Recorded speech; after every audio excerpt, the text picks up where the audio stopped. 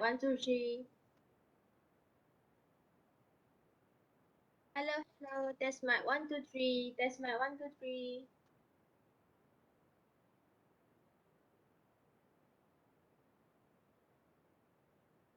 Hello, hello, test mic, one, two, three. Test mic, one, two, three. Hello, hello, test mic, one, two, three. Test mic, one, two, three. One, two, three, one, two, three.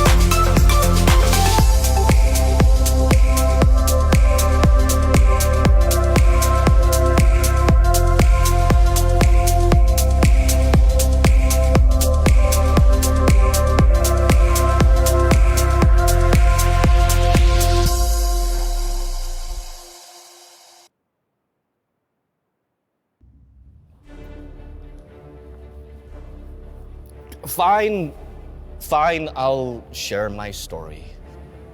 It was a glorious day to wage fire war. I felt burning wrath in me like I've never felt in my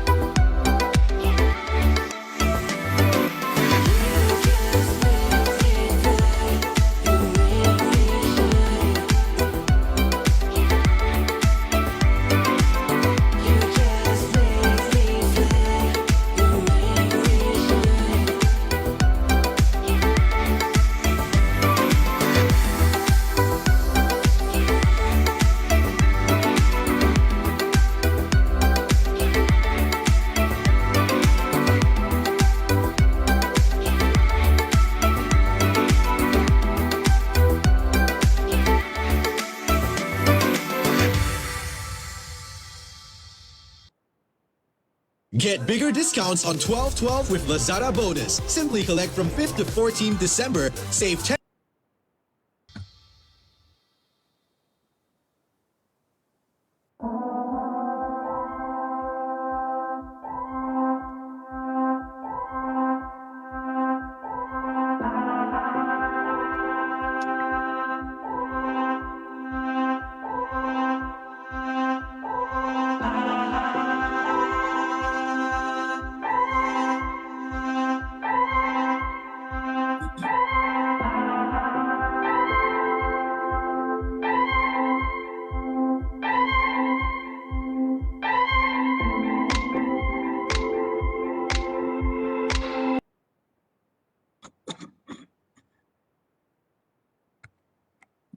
A very good morning to all.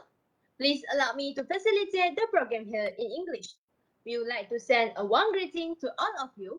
Welcome to Warehouse Management System Issues and Challenges.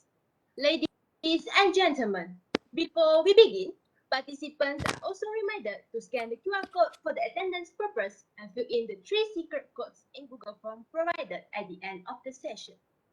Please be informed that there will be the Q&A session. For those who have questions, kindly drop a question in the chat box or comment section in Facebook Live. Your cooperation is highly appreciated. My name is Vinis, and I will be your MC for today.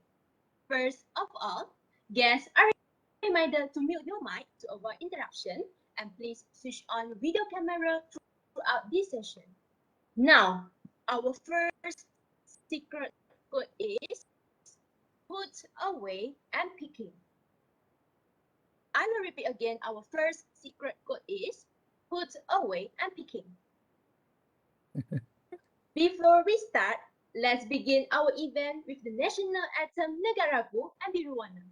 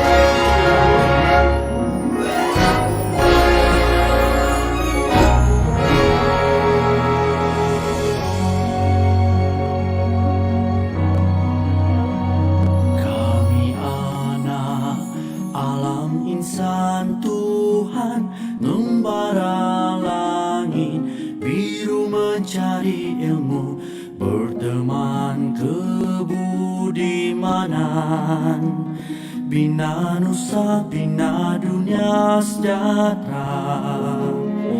Uni utama ibu yang tercinta, kami doa lanjut usia bahagia. Kami janji hormati pesanmu, ilmu budi dan bakti.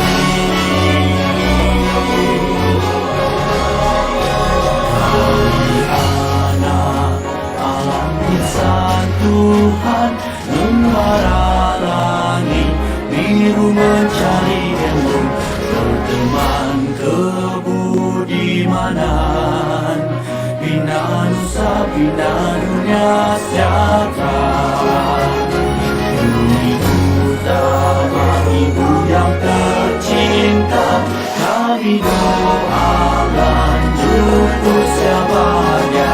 Kami janji hormati pesanmu, ilmu budi dan bakti, ilmu budi dan bakti.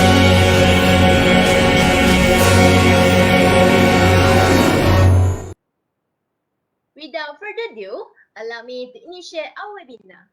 A very good morning to Yang Berbahagia Dr. Kanadasan Nagalingam, Head of Warehouse and Supply Chain Operation in Swift Integrated Logistics Sdn Bhd in Penang. Yang Berusaha Dr. Kamal Imran bin Muhammad Sharif, Head of Department of Logistics and Transportation, and accompanied by Yang Dihormati Lok Nizamuddin bin Datuk Haji Zainuddin, CMILT and Block M, Advisor of Logistics and Transportation STML, Ms. Ain Shafika binti Ridwan, President of the Lok Trans Club, Ms. Narisa binti Johasri, Program Director of Warehouse Management System Issues and Challenges, all lecturers and students present. Welcome to Warehouse Management System Issues and Challenges. Ladies and gentlemen, before we move on, I would like to invite Muhammad Ami Aiman bin Abdul Malik to lead our doa recitation. Please welcome.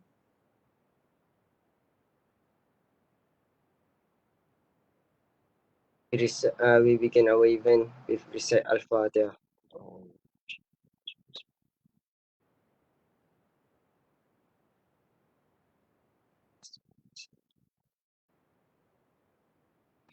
Bismillahirrahmanirrahim. Alhamdulillahirabbil alamin. Wassalatu wassalamu ala asyrafil anbiya'i wal mursalin wa ala alihi wa sahbihi ajma'in. Ya Allah, ya Rahman, ya Rahim. Sesungguhnya kami berhimpun pada hari ini bagi menyatakan kesyukuran di atas kurniaan-Mu yang tidak ternilai. Jadikanlah kami hamba-hamba-Mu yang sentiasa bersyukur sama ada nikmat yang sedikit, lebih-lebih lagi nikmat yang melimpah ruah kepada kami. Ya Allah, Engkau berkatilah dan rahmatilah perjalanan program kami pada hari ini. Sesungguhnya Engkau Maha mengetahui bahawa kami di sini ingin menimba ilmu pengetahuan kami sebagai hamba-Mu. Semoga dengannya kami mudah menerima dan menghayati serta mengamalkannya. Ya Allah, ya Zal Jalali wal Ikram, kurniakan jiwa kepada kami kesihatan anggota badan, kecergasan minda, ketenangan jiwa, kekuatan semangat. Semoga dengannya kami mampu menepani cabaran, berdaya saing dan mampu mengangkat martabat diri, keluarga, masyarakat dan negara. Rabbana atina fid dunya hasanah wa fil akhirati hasanah wa qina azabannar. Wassallallahu ala sayyidina Muhammad wa ala alihi wa sahbihi wasallam. Walhamdulillahi rabbil alamin. Thank you, Muhammad Ami Aiman, for the doa recitation just now. Without further ado, I would like to invite Yang Berusaha Dr. Kamal Imran bin Muhammad Sharif, Head of Department of Logistics and Transportation, to deliver his opening speech. Please welcome. Bismillahirrahmanirrahim. Assalamualaikum warahmatullahi wabarakatuh. Alhamdulillahirabbil alamin wassalatu wassalamu ala Rasulillah wa ala alihi wa sahbihi ajma'in. Rabbi shrah li sadri wa yassir li amri wa hlul 'uqdatan min lisani yafqahu qawli. Apa khabar semua? Sihat? Alright, thank you Ms. Chairman Vinis yang diraikan Dr. Kanadasan, Head of Warehouse Supply Chain Operation, Swift Integrated Logistics Sdn Bhd. I think Penang branch, Doctor. Academic members, Secretariat of Lok Trans Club, my respective students, ladies and gentlemen, Assalamualaikum, salam sejahtera dan selamat pagi semua sekali lagi. I'm glad today with us is Dr. Kanadasan, the Head of Warehouse Supply Chain Operation of Swift Integrated Logistics, that is going to talk and share with us on warehouse management system, issues and challenges. On behalf of the Logistics Department, School of Technology Management Logistics, again, I'd like to thank the students of the Lok Trans, the committee, who continue to be active in sharing knowledge with the industry player amid the challenges of pandemic COVID situation. Yeah, ladies and gentlemen, why this topic is very important? I think warehouse recently increasingly dynamic environments, especially in the era 21st century, global supply chain. Warehouse management is commonly associated with basic challenges such as accuracy, cost control, efficiency, cleanliness, safety, and security, and many more. Yeah? The best approach for longevity and sustainability for the warehouse when dealing with these challenges is by ensuring we have a flexible and scalable processes in place that abide by the industry best practices. Ladies and gentlemen, for businesses that deal in third-party logistic, warehouse management system or software plays a key role in their operations. Unfortunately, it's not always easy to pick the right one. I think Dr. Kanadesan might know well about this, and he's going to share his views about this. Yeah, there are several different types of warehouse management systems. I think you have learned inside the class also. Yeah, and huge numbers of options within each of these categories. In order to make an informed decision, we've got to understand what the options are, why they differ, and which is the best suited for the company. Especially for the students, I think this is your chance to get to know and learn from the industry player, especially from the Swift Integrated Logistics, one of the top logistic company in Malaysia. Yeah. And due to this pandemic time, we don't have the opportunity to visit the industry and see for ourselves the process going on. Therefore, I hope that today we will hear scholarly sharing from the expert in the warehouse supply chain and how we as a student, academics can understand what the role should be played and subsequently prepare for the challenges in the future. Thanks again to Dr. Kanadesan. I hope you enjoyed the session for today and for willing to spend time with the university and imparting knowledge and sharing to all of us. Thank you again, Ms. Chairman, and back to you. Thank you, Yang Berusaha, Dr. Kamariman bin Mohan Sharif, for your inspiring speech. We have finally come to the time we have been waiting for. Before we go any further, let's get to know a little bit about our speaker, Yang Berbahagia, Dr. Kanadesan Nagalingam. Dr. Kanadesan Nagalingam has been the head of warehouse and supply chain operations at Swift Integrated Logistics Sdn Bhd in the Penang for the past 6 years.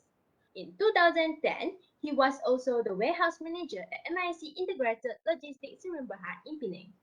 Dr. Kana has also worked as a warehouse and distribution operations manager at MIC Petronas Lubricants Sdn Bhd in Malacca in 2007. Besides that, he also worked as the manager oil and gas downstream at MIC Berhad in KL and MIC Integrated Logistics Sdn Bhd in Klang and Kuantan in 2002. In 1992, he also worked at MIC Haulage Service Sdn Bhd in Penang and Ipoh as supervisor, executive, senior executive and haulage operations, sales and marketing, and also business planning. He also graduated with a degree of marketing at Royal Chartered Institute of Marketing, London, UK in 1996. He also has a Master of Business Administration, MBA, in 2004 at the University of Western Sydney, UWS in Australia. Dr. Kanadesan Nagalingam is also one of our alumni and completed his Doctor of Business Administration, DBA, in University Utara, Malaysia. Dr. Kanadesan Nagalingam, also a graduate member MPMA and Certified International Logistics Manager at International Professional Managers Association, IPMA UK in 2018. Now, our second secret code is loading and shipping. I will repeat again, our second secret code is loading and shipping. Alright, now please welcome Yang Berbahagia, Dr. Kanadesan Nagalingam, to give his sharing session. Please welcome. Okay, thank you very much. Thank you very much to the MC, Ms. Vinis. Yeah, a very pleasant morning to everybody, and also warm regards, especially to our respectable MC, Ms. Vinis, and respectable Dr. Kamal Imran, the head of Department for Logistics and Transport in AUM. Also respectable Associate Professor, my guru, Dr. Herman Shah is there. Hi, Doctor. And also fellow professors, doctors, and academicians, and also respectable students and beloved students. And welcome to everybody for today's session on warehouse management system. We'll be looking into issues and challenges. And apart from issues and challenges, I will also added on a role beyond storage. As what Dr. Kamal has mentioned just now, the role of warehouse has multifaceted now in the modern world. So I'm going to also touch a little bit about the role that is beyond the storage. Warehouse is not only for storage, it is also facilitating a lot of areas of trade in the industry. Okay, I'll be started sharing my slides as we move along. Just give me a minute.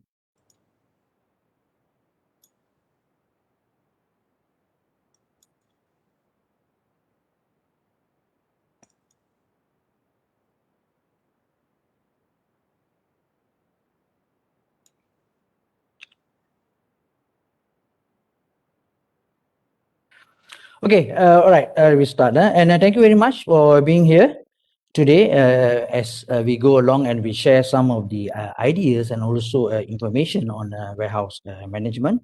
So I will go into some slide presentations afterwards. Probably will take about half an hour to 25 minutes.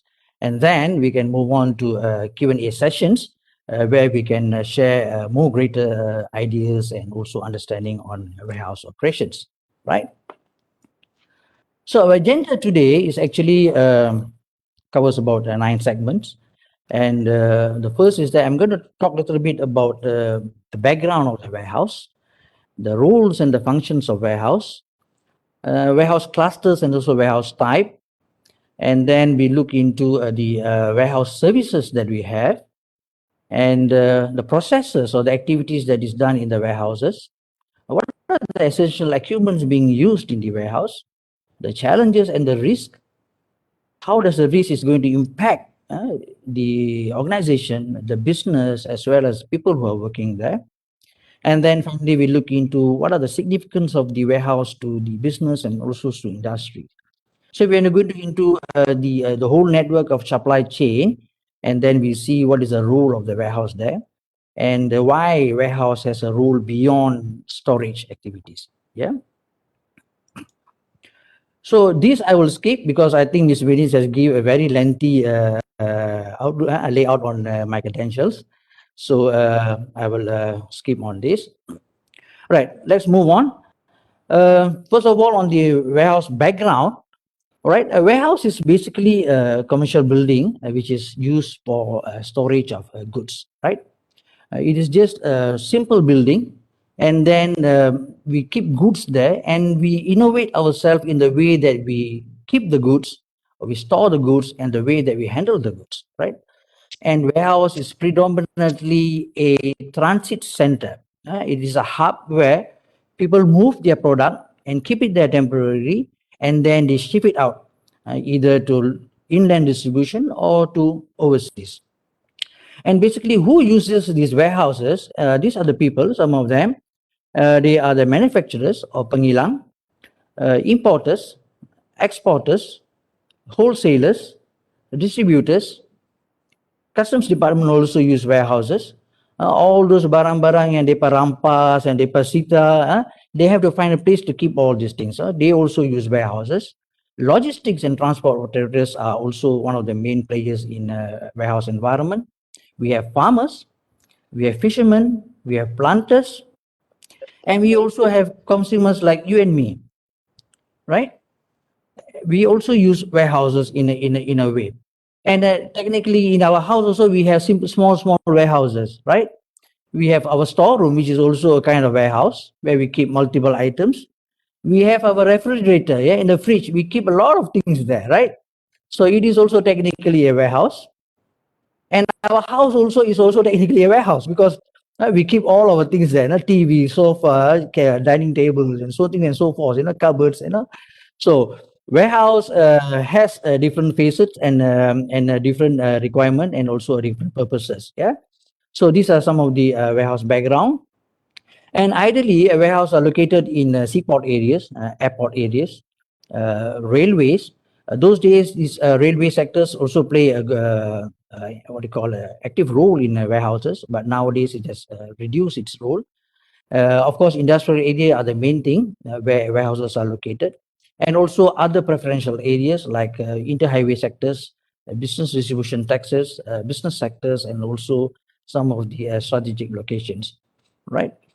And the principal function of warehouse are very simple. There's only three, right? Number one is you look into the storage function, where you keep the product safely in the warehouse, and you keep them in designated storage areas, so that products are not mixed and it's easier to handle. Yet, in terms of handling, you will basically look into the way that you handle the product, how you load the product, how you unload the product, how you move the product from one area to one area, especially from storage areas, and you have the WIP process, which is work in progress process, whereby before the products leave the warehouse, sometimes you have to do some rework. You have to do some repacking, you have to do some repalletizing, and some other activities that is required by the customer. And the third principal functional is that the information flow in the warehouse system itself. When you receive the cargoes or the goods, what kind of records are being disseminated? When the product leaves, or it's called outbound, what kind of records are being given to the customers? And how do you do order fulfillment? What kind of information do you have with your customers in order to make sure that the order that the customers want is fulfilled? How do you do your inventory or your stock report? And when you pass it to the customers, if the customers comment, how do you look into all this information? And also, how do you do your stock count or your stock report, your stock audit, yeah, at the end of the day? So all these are some of the main functions of the warehouse operations, yeah. Warehouse has three main clusters. If you look into the some of the clusters and segments in the warehouse. So these main three clusters are, number one is the general warehouses, or what we call as a non-bonded warehouse. Number two is bonded warehouse. And number three is customs preferential authority zone warehouses. Okay. Now these warehouses are predominantly in a special industrial area like free trade zone, free industrial zone, free commercial zone, licensed manufacturing warehouse LMW, or they are in free port zone like in Langkawi and Labuan and things like that. Or alternatively, they are also stated in the duty-free zones. Duty-free zones are normally, you can see them at border areas, like Thailand border as well as Singapore border, right? So these are the clusters of warehouses. Now, the non-bonded warehouse and the bonded warehouse, the differences is that the bonded warehouse are actually monitored by the customs authority compared to general warehouses, which is a non-bonded warehouses. Those are not authorized or monitored by the customs authority. Now, why customs authorities comes in? Because the bonded warehouse preliminarily keeps cargo that is exempted from duty and taxes, or alternatively, the duty and taxes is not paid yet. So because the duties and taxes are not paid yet, the custom officers actually sits in the warehouse to monitor the movement of goods. Takut orang lari cukai, right? So this is the reason why the customs officers are in the bonded warehousing. Right, the segments in terms of warehousing, there are three segments. Number one is that the manufacturing warehouses, the warehouses that is in the factory itself, the manufacturing factory itself. Then you have public warehouses, whereby a warehouse where public can go and make use. People like you and me and the general public can go and make use of this warehouse, and you can put our goods there in order to be taken up later portion of the time, right? Then you also have private warehouses. Now, private warehouses are warehouses where it is private and owned for a particular reason only, all right? And some of the examples are like people who import luxury cars like Rolls-Royce, like Jaguar, like Audi and all those things, yeah? So they have their own warehouses, private warehouses, where they keep their products there, all right? And sometimes you also have people like liquor distributors, people like cigarette distributors, where they have their own private warehouses. And wholesalers and retailers also sometimes they have their own private warehouse, whereby only their product is there and there's no sharing, right? So this is called sharing goes all into public warehouses, right? So this is basically on the warehouse segment. As we move along, let's look into some of the type of warehouse that we have. Number one is on general warehouses, right? So you can have multiple kind of goods in general warehouses. And the second one, as I mentioned just now, is the bonded warehouse, whereby the goods that are kept there are basically goods that is non-paid of the duty or goods that is exempted from duty. And then you have contract warehouse. Contract warehouse is also another warehouse similar to private, whereby there is only one company utilizing that particular warehouse. If the company lease that particular warehouse, so it is called a contract warehouse. Now, some of the examples that we can use is that people like FMCG players, food-based players, they cannot afford to share their products with other people, so they take up the whole warehouse, and that warehouse becomes a contract warehouse for that particular organization. All right, more on other types of warehouse. You also have a refrigerated warehouse, where you can keep your products in a chiller environment or a frozen environment or in an aircon environment. Yeah.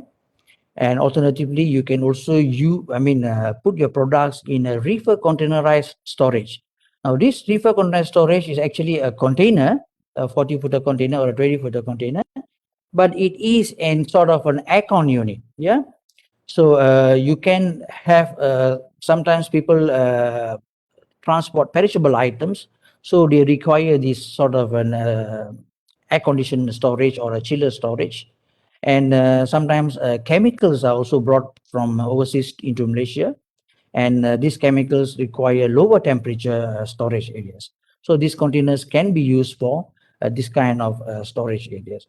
Now we also have open yard warehouses, and open yard warehouses are warehouses where you keep oversized cargoes. Cargoes like metal structures, like wood base, like bala and things like that. And when I was to share, when I was working with MMHE, the Malaysian Marine and Heavy Engineering in Pasir Gudang, we used to keep ship spares. Spare part for ships, right? So we need to have a big open yard. You know the propeller of the vessel, the propeller, the kipas yang dekat belakang vessel tu, those are very, very huge. Yeah, you can have them in about 50 to 100 meter diameters. So you need to have a very big space. So this kind of open yard will be the best place for us to keep. All right, moving on. We also have bulk warehouses. Bulk warehouses are warehouses where you keep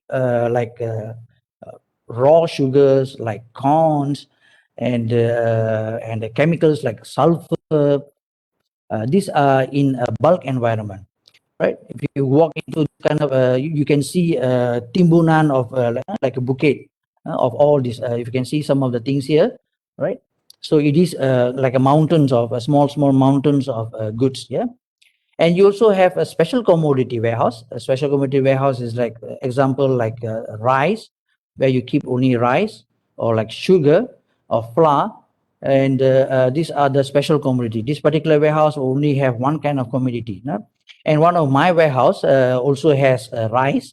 We are contracted to Bernas, the Padi Beras National of Malaysia, and we keep rice there. Those are all raw rice, which later will be sent to this Kilang processed padi and will be processed into polished rice, which will be packed and be sold into the market, right? So these are special commodity warehouse. Now we also have institutional warehouses. Institutional warehouses are very much confined to financial institutions like banks, whereby they have a warehouse where they keep all their valuables, and it is pretty much a security warehouse. Yeah. So let's move on to some of the services that we have in warehouses. The first services that we have obviously is on storage services, whereby we store all the cargoes. If you look at some of the pictures that are given to you, right? You can see what is the layout looks like in the warehouse. And then the second one is on handling, how you handle this product. When you bring in the product from bringing it down from the truck or the container, you send it to the location area for storage, and then you bring it back and it is being loaded again into a container or trucking and sent out to the customers. Now the third will be on stuffing and loading or loading of containers, where you use the like equipments like forklift and you load them onto trucks or onto containers. The fourth one will be unloading. It's the other side of the loading and loading processes. You unload the product. So this can be done in both ways. You can use equipment if the products are palletized, or if the products are in loose, then you have to use manpower to unload them. And the other services, the fifth one is on order fulfillment. Order fulfillment here means that if the customers wants multiple items, right, especially in FMCG areas, for example, if you're looking into products like shampoo, right, you have various kind of shampoos. You have anti-dandruff, you have oil hair, dry hair, so many various kind of shampoos. So when it goes to the customers, customers will have multiple items. Yeah, customers want probably 10 packets of dry, 10 packets of anti-dandruff, and 10 packets of conditioners and so things and so forth. So we have to pick these according to the customer's requirement. So this is called order fulfillment. And all these are packed into one box or into multiple boxes, and then it is shipped to the customers, right? Okay, we move on, and then the sixth one will be on cross-docking. Cross-docking means you transfer the product from one truck to another truck without entering into the warehouse area or the storage area, all right? So that means one truck A comes into the warehouse, we take out the product from the truck, and then we load it back into truck B and truck C that is waiting there. So this cross-docking normally will happen whereby bigger trucks comes in, and then the products are disseminated into smaller trucks so that it can be distributed to various locations. And one of the good example is that it's like product like Watson. We are also doing for Watson, whereby the products comes in a bigger truck from its hub in Shah Alam, and then when it comes to northern region into our warehouse, Swift warehouse, and then these products are disseminated into smaller trucks, and these smaller trucks take them to the various location in a northern region, right? Some to Penang, some to Kedah, some to Perlis, and some also to the northern part of Ipoh. So this is called cross-docking, whereby the products doesn't really enter into the storage area in the warehouse, but then in the loading bay itself, it is being disseminated and delivered out. Now the other services is like a repalletizing. Sometimes you have to repalletize the product. Some products come in wooden pallets. You see a picture of wooden pallet there. The products are in the wooden pallets. But sometimes some customers doesn't want these wooden pallets. They want us to repack it under plastic pallets. So when that happens, then we have to repalletize the product, right? And number 8 is that we also supply pallets to customers. Some customers, once they come into our warehouse, they comes in a loose manner, right? And when it goes out to the customers, they want the warehouse to assist in repacking the whole products. So when in the process of repacking, we also supply them to the pallets to repack the product. And number 9 would be on the cable tie, whereby once you have repacked the product, there are two options.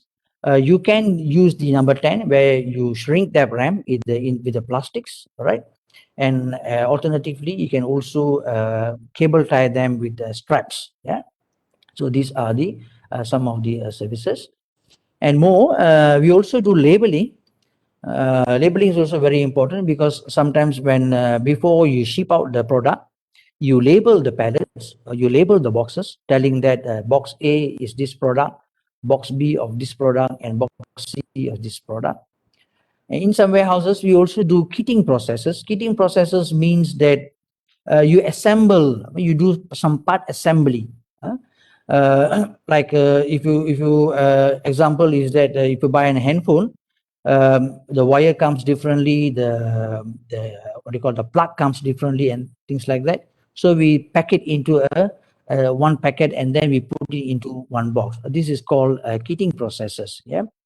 And number 13 will be a break bulking. Break bulking means it will come in a bigger, larger palletized, then you break bulk it into small packings, right? This is also very, what you call, very pertinent in FMCG industries. Like I can give you some examples like food packing. If you're buying a Maggi mee, right? So when we receive this Maggi mee, multiple flavor, when we receive pellets, we will receive pellets on one flavor. If it's ayam, then it's ayam. If it is curry, then it's curry. If it's asam laksa, then it's also asam laksa, right? But then not all customers want one pellet. Sometimes you want to go to the mini markets, right? They want a multiple number of items. So we have to break bulk it. We have to take out some of the boxes from the laksa, asam laksa, some boxes from ayam, and also some boxes from curry. And then we repack them and repalletize them under another pallet to be sent to the customers.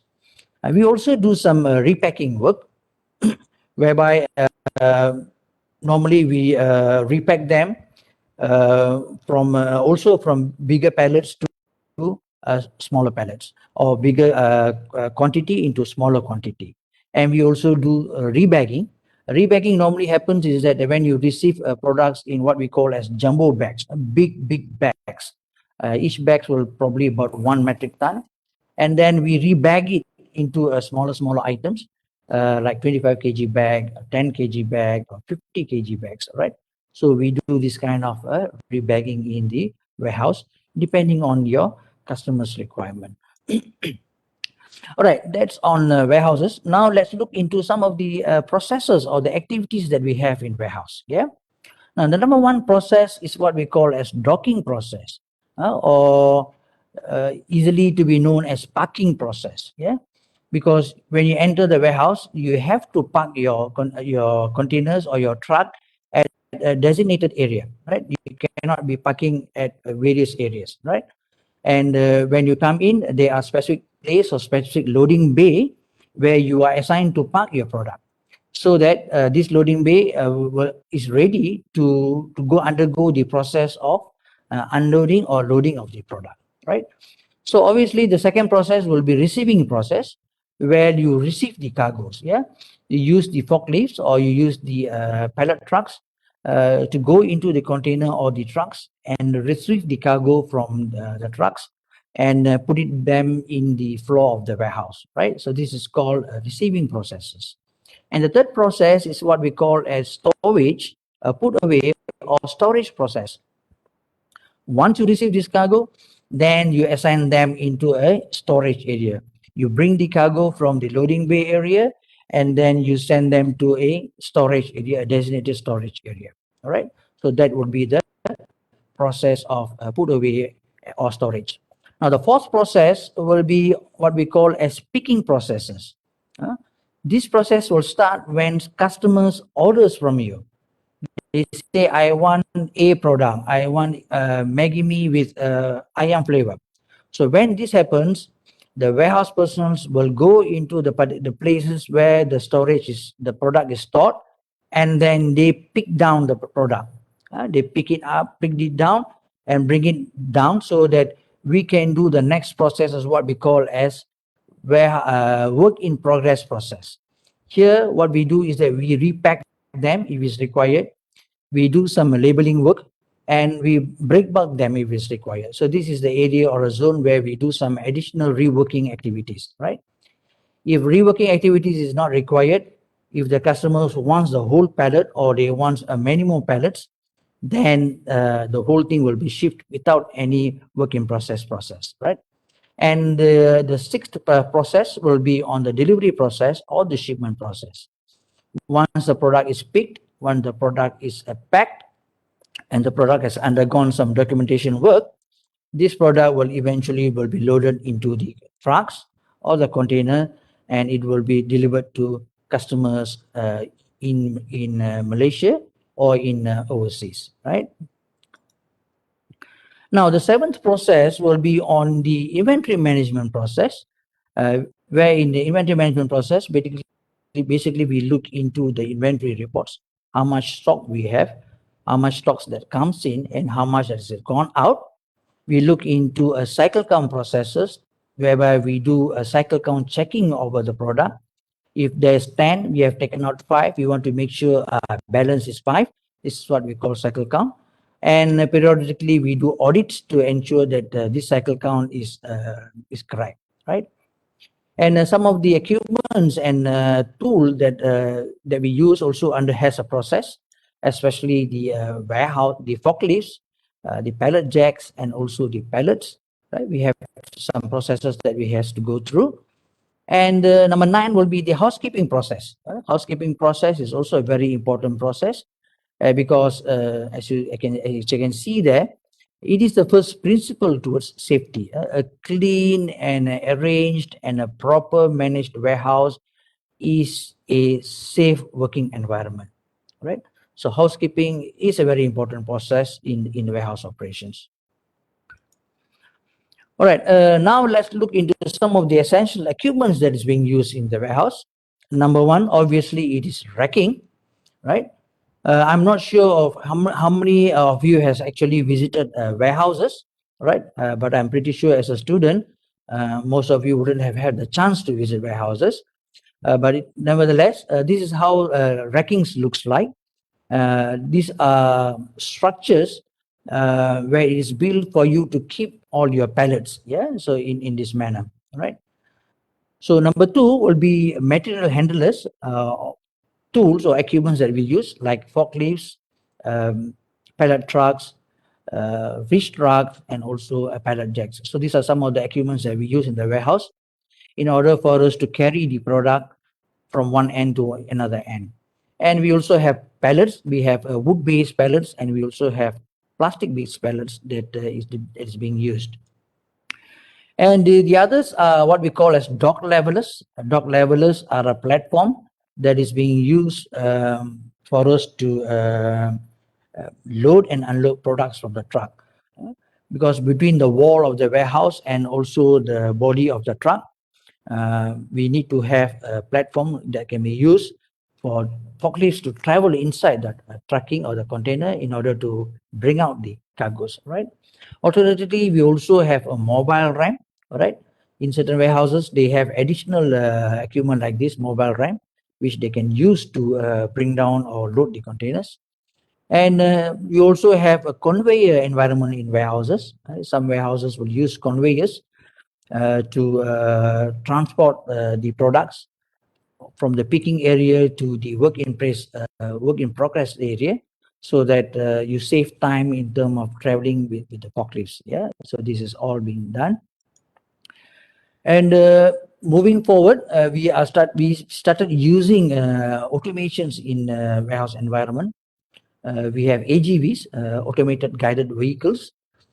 These are vehicles that you put your product on top of the vehicle, and the vehicle will travel. And the vehicles are system orientated, and they travel by the use of RFID and also sensors, yeah, in the environment. Yeah?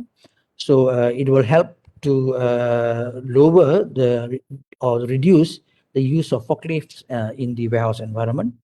And moving forward, you also have what you call an automated storage and also automated retrieval system, where the products are completely controlled by the systems and also on robotics.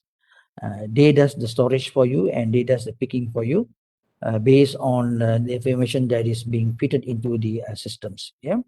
So these are some of the things that is already happening in Malaysia, and in time to come, especially when you guys complete your studies and walk into the logistics environment, and if you ended up in warehouses, most likely your era will look into all these automated and technology advancement, right? So let's look at some of the challenges and risks that we have, right? Some of the main challenges that we have is that the lack of awareness in terms of safety in warehouse operations.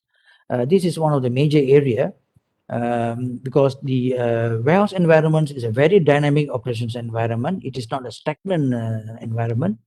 So the awareness level of safety and how you have to behave yourself in this warehouse environment is very important.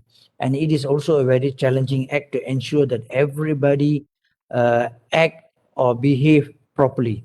And one of the reasons why incidents or accidents happen in the warehouse is because of the irresponsible act that we do, the behavior, the kelakon yang cuai. And major thing is also we do not follow the SOP. When the SOP says that you have to do step 1, step 2, step 3, step 4, and some people do not follow that. They feel that they have better knowledge, so they find a shortcut. Rather than doing step 1 to step 2 or step 3, they go straight into step 4. So with this kind of things happens, you are actually inviting the potential of incidents and accidents happening in the warehouse, right? Now, the other challenges is also on the inefficient communication, especially on the information chain that we have. Because the warehouse environment it's not a silo environment. You have people working there, you have machines working there, and you have an environment that is you have to look into. So the information flow has to go through all these three environments in order for us to execute the work properly. So any misinformation or wrong information given to the people or the machine or the environment itself, then you will be also be inviting some mistakes and also potential incidences, right? The other thing is that poor layout plan, because warehouse is actually a big tapak. It is a tapak open layout. Now, how you want to design your tapak is the best way of how you want to control your activities in the warehouse. It is similar to our house also. Now, our house also a size of 20 by 40. Our neighbor also 25-40. Our taman is also 25-40. But then in some houses, as you go through, you will find that things are arranged properly, and you find the houses looks spacious, right? But in some like your neighbor or anybody else, some houses you walk in, you find that very stuffy, right? You find that the layout is not so nice, not so conducive, right? So here in the warehouse is also same. The warehouse, you have to plan your layout, where you want to keep this product, where you want to have a place where a zone for you to work, where you want to have a place where all the product that comes in are settled there, or product that wants to go out is given alone. So this is very important. The aisles way, or the way that the forklift goes, cannot be so narrow, or you cannot put products on this aisles way, because if you do that, then there are high chances the forklifts can hit the product and damage the product. Now you have to design a traffic flow of which way in and which way out. Otherwise, if you don't have a proper traffic flow, people will go the way in, people also use for way out, and you will have incidents and then accidents. And also storage awkwardness. You cannot be storing or putting the products everywhere around the warehouse, right? So all this has to be planned. There has to be a layout of proper planning so that we can have a a conducive working environment with a good traffic flow. And these also coincide with the improper storage locations, right? You sometimes you have products and you put the products at multiple places.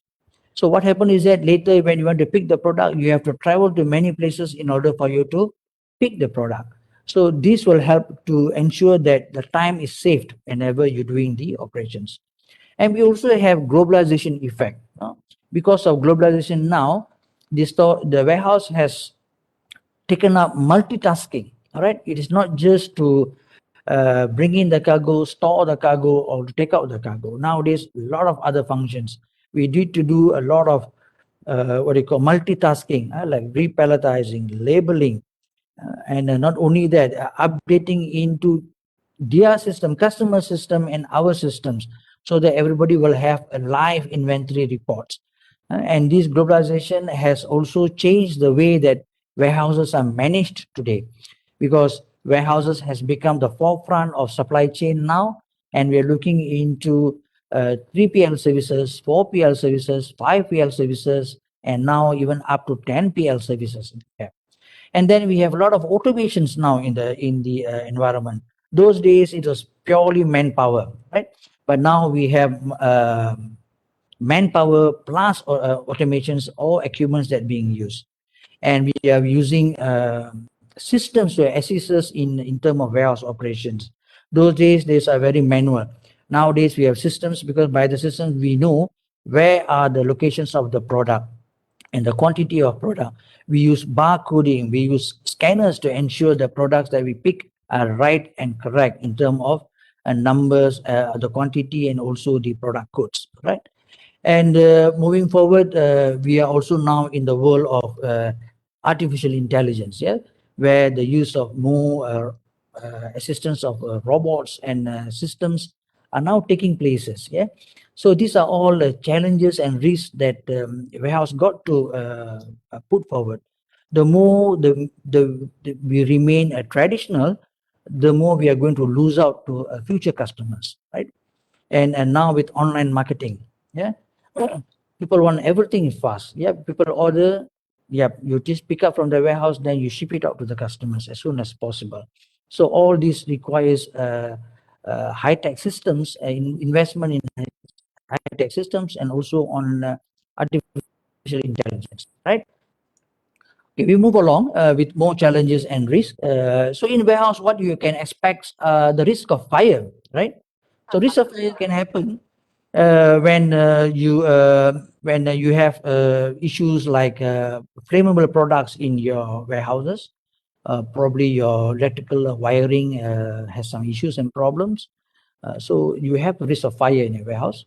The risk of partial product damage can happen because your forklift can hit into products and damage partially the product, or the product can totally be damaged. Yeah, that means the product cannot be used, and the warehouse operator has to bear the cost of the particular product. And if you are keeping liquids, oil, or chemical, then there's a potential risk of spillage happening in your warehouses.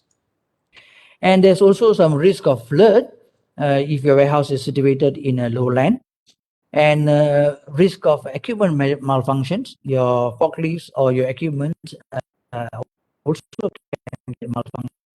Your brake system can go off, your hydraulic system can go off. This is a risk because as you travel to bring in the out of the product, if your brake doesn't work, potential incidents and accidents can happen. All right, so this is an area of risk, and risk of accident to people, and risk of bodily injury, and also worst case scenario you can have fatality because if you are carelessly driving and you don't see people, incoming people, you can hit them, and which can result in injury to your body, and sometimes it can also your life can also perish in that kind of incidences, right? Okay, we move on. The impact of this risk to business.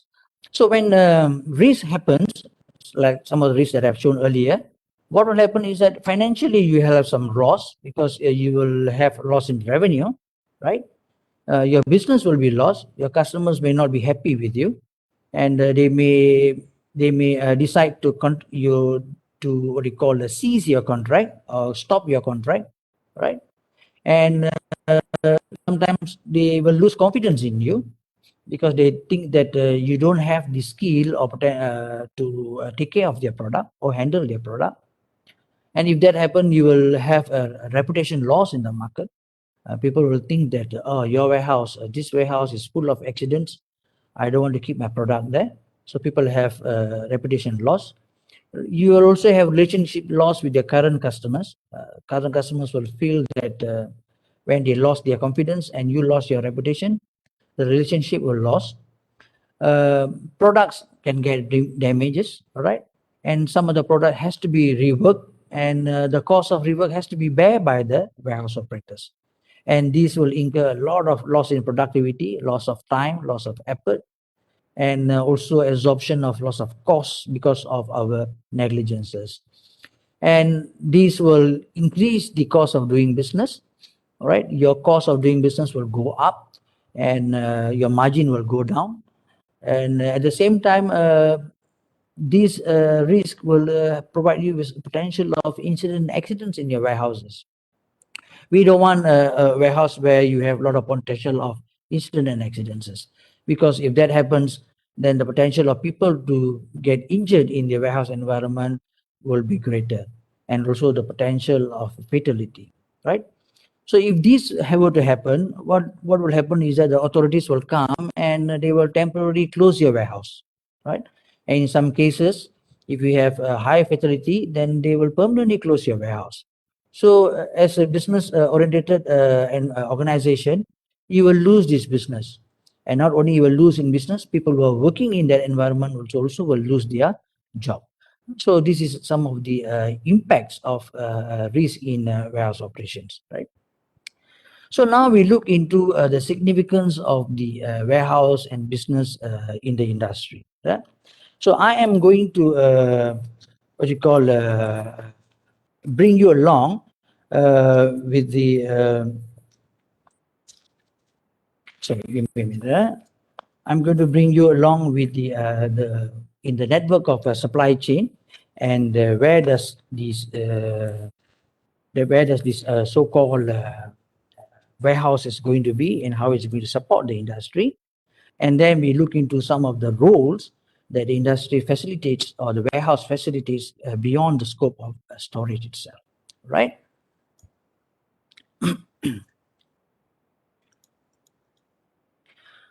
So let's look into the supply chain network now. Now you have a manufacturer, a Kelang, that produce a product, and these products ends up to a consumer like you and me, right? So we'll take an example of a shampoo, a simple product. So what will happen is that when this producer or the manufacturer, this pengelang, produce a shampoo, they will not send it direct to the consumer yet. Although now we have some platforms, online platforms to do that, but let's look into the traditional process of it. And the manufacturer will first of all sell it to the wholesaler, right? And the wholesaler will sell it to the retailers, and the retailer will then send it to like supermarkets, mini markets, or hypermarkets, so that customers like you and me can go and buy them, right? So similarly, what happened is that for the manufacturer to come up with the shampoo, they also need the suppliers who can provide them with raw materials, right? In order for us to make the shampoo, probably we need some kind of a chemical, some kind of cream, some kind of detergent or soap, some water, and maybe some other multiple products, right? And in order for the manufacturer to make the shampoo, they have to rely on suppliers. And you may find that there are suppliers who are multiple suppliers, probably. One supply you with a cream, one supply you with some chemical additives, one supply you with some treated water and things like that. So you will have first tier supplier, second tier supplier, and also third tier supplier who supplies raw material to you, and then you make the product of shampoo, then you give it to the wholesaler to supply to the retailer, and the retailer will supply into the consumers market, right? Now, when this happens, there may not be only one wholesaler, so the manufacturer will also appoint multiple wholesalers, right? So maybe they will have one wholesaler in the northern region, one wholesaler in central region, one in southern, one in eastern, and one in maybe East Malaysia, Sabah, and also Sarawak. So when this happens, you will also have multiple retailers, right? So each warehouse wholesalers or the wholesalers will appoint multiple retailers to distribute their product to the customers, right? So similarly, in this side of the environment is also same. You will also have multiple suppliers who will supply to the manufacturers in order for the manufacturers to make this shampoo and give it to the customers. So the suppliers portion of supply of raw material is what we call as upstream activities, right? And in the supply chain network, and the distribution of a finished good or the shampoo to the customers via wholesalers and also retailers is what we call as downstream activities. Okay. So when you have this kind of what we call a scenario, the supplier to the manufacturer is what we call as procurement management, right? And from the manufacturer to the wholesalers is what we call as distribution management in supply chain or logistics environment. And from supplier to the manufacturer and also until the wholesaler is what we call as material management, whereby you as a manufacturer, you manage your product or your material of raw and also finished goods. All right. And from the wholesaler, from the manufacturer to the wholesaler and also to the retailer, until it reaches to the consumers, it is what we call as logistics management. Okay. And finally, if you look into the whole processes of upstream activities until the downstream activities, this is what we call as supply chain management, right? So this understanding is very important for all future logisticians like you guys, right? You need to know what is upstream activities, raw mat and suppliers, and what is downstream activities. That means finished product in the process of going to the customers in multiple channel of transportations, right? So this whole process is what we call as supply chain management end to end. All right. So where does warehouse comes in here?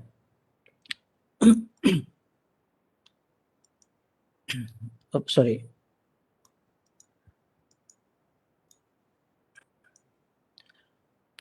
So the yellow portion that I've shown in the diagram are all warehouses. So these are all warehouse zones, right? The manufacturer requires warehouse before it is being sent to the wholesaler. Because the manufacturer, once they produce all the shampoos and all the goods, they don't have enough space in their organization. So they temporarily park into the warehouse, right? Before they sell to the wholesalers. Now, wholesalers in that portion also are the same. They may not have the warehouse, so they will also require public warehouses where they can keep all the product that they buy from the manufacturers, and eventually they can sell to the retailers, and retailers also in the same manner, they will need warehouses before they can send it to the customers, right? And on the upstream activities is also a similar area, whereby the warehouses is required in every process of the upstream activities or the supply, right? People will need, when people buy from overseas the raw material, they will need warehouses to keep. So therefore, warehouse is a very crucial or a important aspects of supply chain management, whereby they assist to the manufacturers and also the traders to make sure that the supply of inventory or the supply of products are what do you say, steady at all times. Yeah, there's no yo-yo. It will helps to make sure that the demand for raw material and also for the demands for shampoo or the end products is there all the time for our convenience. Today, if we walk into any of the mini market or supermarkets, we can always pick a shampoo that we want to pick. Okay, very rare we find that the product that we want are not in the shelf. Now, this happens because the whole process of supply chain management is done effectively and on time. Okay. So let us look into some of the importance or the role of the storage, which is, I say, beyond the storage. So the warehouse actually assists you in terms of economic aspects, because it helps you in terms of business development, the trade development, as I mentioned just now, because warehouse in every tier of the upstream and also downstream activities will help to facilitate the industry, and also directly assist the industry in terms of the industry development itself, because you will have market efficiency. Warehouse are ideally located in strategic location to facilitate the trade, and it gives you a minimum exposure to the manufacturers. Manufacturers can concentrate on manufacturing or production, and they can leave the storage activity and also the distribution activity to the respective warehouse operators to do it. And it also gives them a flexibility towards the market requirement or strategy, in a sense that they know Christmas is upcoming, so you need more product to be into the market, right? And they know holiday season are coming, so more product into the market. So they can concentrate in production, and they can make use of the warehouse to keep all the stocks, so that when the demand arises, the product is there for consumers to use. And at the same time, now we are also looking into the e-warehousing, because the online platform has created the e-warehousing scope as well now, and to spur the economic aspects. Now, in terms of financially, it helps because it helps to maintain a competitive pricing. Because the stock is available, that means the price factor remains status quo, right?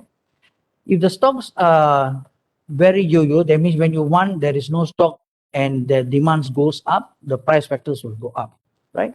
And when supply is higher than the demand, then the price factor will go down. This is not good for the industry or the players, right? So it helps to stabilize the pricing. And at the same time, manufacturers no need to invest in warehousing, right? Because manufacturers can take that money and invest in their production activities to further enhance the quality of the product or their market expansion, and let the warehouse people handle the what they call the warehouse operations. And you can also use your stock to facilitate a financing or loan.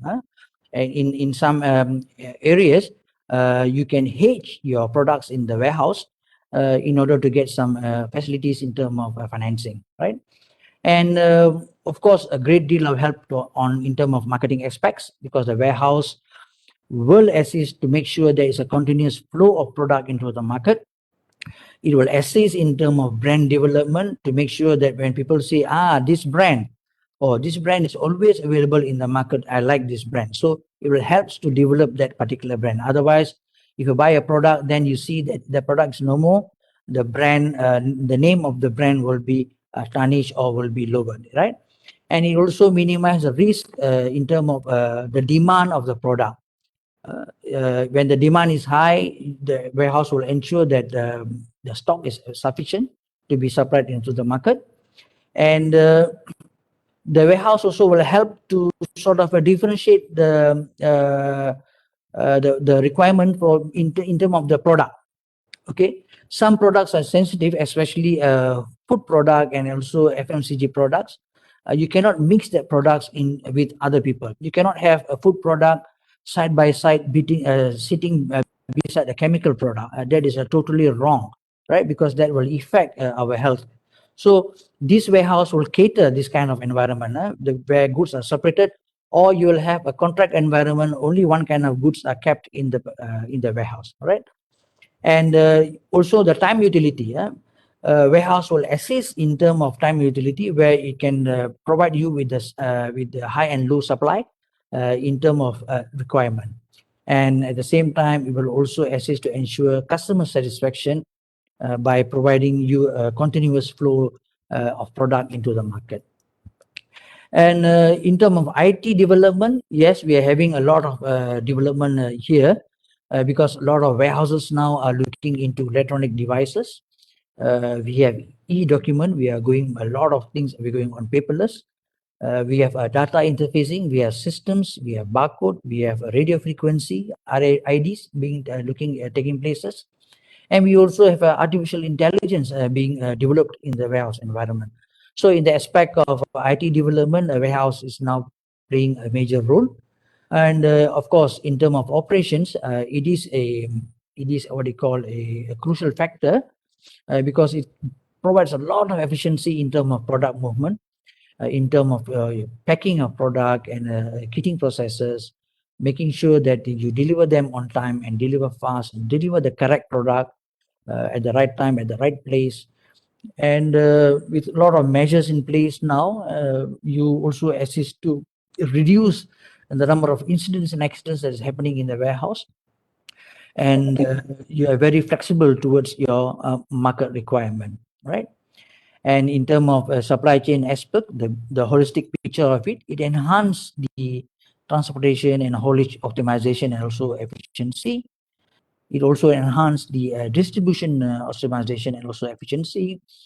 And finally, it also enhanced the manufacturing industry so that manufacturers can concentrate on manufacturing their product, and the logistic players or the warehouse can concentrate into warehousing, distributions, and also other services. Okay. So with that, I conclude my presentation, and I know it is a fast one, and we don't have much time. For us to cram everything on the warehouse operation within the 2 years, 2 hours is also not much. But I hope that some of the aspects that you see just now could shed some light into the way or the perception of that we have. And from time to time, if we have the opportunity, then we can also meet up and look into some of the areas for further understanding. Right. So thank you very much again. And I'll pass back to our MC, Miss Venice. All right. Thank you, Dr. Kana, for your amazing sharing session. So now our third secret code is issues and management. I will repeat again. Our third secret code is issues and management. All right. Next, we will open for the Q&A session.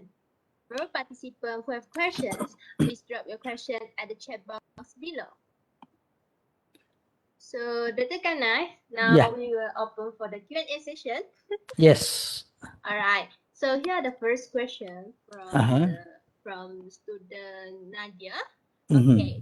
She asked, Dr. Kana, as a warehouse manager, how do you measure inventory accuracy? Oh, okay.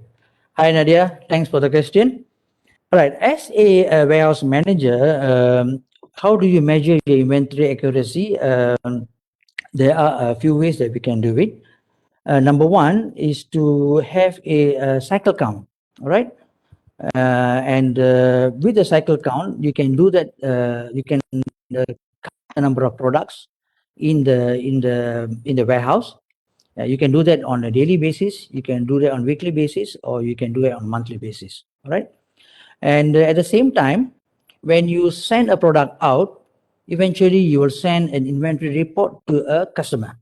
So in the inventory report, the customer will see that they have a balance about 100 pieces of product, and 20 pieces has been shipped out, and they should have 80 pieces of product in the inventory or in the stock, right?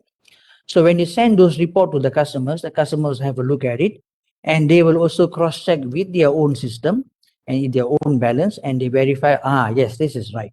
If they say, oh no, this is wrong, my system shows that it should be 70, and how come you are having 80 more than my system? Or sometimes you will have lesser than what is being there. So this cycle count, inventory report, and also year-end stock report are measures that we take into inventory accuracy. And now we also have the use of IT, where we use bar scanners and barcode. And once you scan the product, it itself can be seen what is the number of what you call product that is balanced in the system for you to pick up. So Nadia, I hope I've given you some glimpse of how to measure inventory accuracy. Thank you. All right, thank you, Dr. Kana. And we know that to measure the inventory accuracy, we need the cycle count, inventory report, and also the barcodes. All right, Dr. Kana, we will proceed to the next question. The next question is from student Hakim. He asked, Dr. Kana, sometimes there will be an accident in inventory handling that will require additional costs. So, how does the manager solve this issue? Yeah, good one. All right. All right. Accidents or damage to the product happens. Yeah. And we as warehouse operators, first and foremost, we have to analyze what is the root cause of that accidents or the damage of the product. Now, the root cause can be negligence of our workers, right? And root cause can be the negligence of forklift drivers, because they while they drive dalam keadaan yang cuai atau irresponsible driving, they may hit the product, and this may cause damage to the product. And at the same time, while you are driving also, speed is also another issue.